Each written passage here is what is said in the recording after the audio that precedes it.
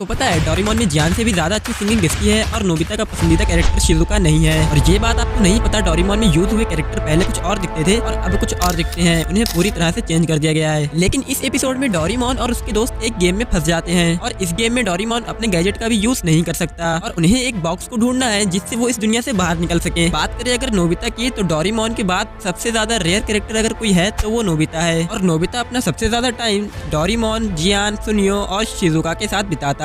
लेकिन इन सबके बाद भी एक ऐसा कैरेक्टर है जिसे नोबिता सबसे ज्यादा याद करता है और वो कैरेक्टर है नोबिता की ग्रैंड मदर। और नोबिता टाइम मशीन से वक्त वक्त पर इनसे मिलने भी जाता रहता है। और अब मैं आपको बताता हूँ डोरेमोन में वो कौन से कैरेक्टर हैं जो पूरी तरह से अब चेंज हो गए हैं। नंबर 1 पे आते हैं सुनियो के डैड, जो पहले कुछ इस तरह से दिखते थे लेकिन अभी ये पूरी तरह से चेंज होकर कुछ ऐसे दिखने लगे हैं। नंबर 2 पे आते हैं नोबिता के टीचर, जो पहले जियान की तरह दिखते थे लेकिन अभी कुछ इस तरह से दिखते हैं। क्या आपको पता है जियान से भी ज्यादा बुरी सिंगिंग किसकी है? तो दोस्तों मैं आपको बता दूं, वो कोई और नहीं बल्कि हमारा डोरेमोन है। एक एपिसोड में डोरेमोन को गाते हुए दिखाया गया था जिसमें डोरेमोन जियान से भी ज्यादा बुरा गा रहा था और मुझे वो एपिसोड ढूंढने पर भी नहीं मिला। तो एपिसोड की शुरुआत में हमें डोरेमोन को दिखाया जाता है जो एडवेंचर वाला गेम खेल रहा था। डोरेमोन जियान के कहने पर एडवेंचर को नॉर्मल मोड से हार्ड मोड पर सिलेक्ट कर देता है। अभी एक डॉल्फिन निकल कर आती है और इसका नाम होता है होडोहो। और ये डोरेमोन और उसके दोस्तों को बताता है कि मैं तुम्हारा गाइड हूँ और कहता है तुम्हें एक बॉक्स को ढूंढना है और वो बॉक्स वहाँ रखा है जहाँ बहुत अंधेरा है और लाइट भी नहीं है और बहुत गड्ढे में है। डोरेमोन और बाकी सब सुनकर ये डर जाते हैं। तभी फिर डोरेमोन कहता है कि अब हमारा मुश्किल वाला एडवेंचर शुरू होने वाला है, सब लोग तूफान के लिए तैयार हो जाओ। उसके बाद बारिश होने लगती है और तूफान से डोरेमोन शिप का कंट्रोल खो देता है। फिर नोबिता डोरेमोन से गैजेट निकालने को कहता है।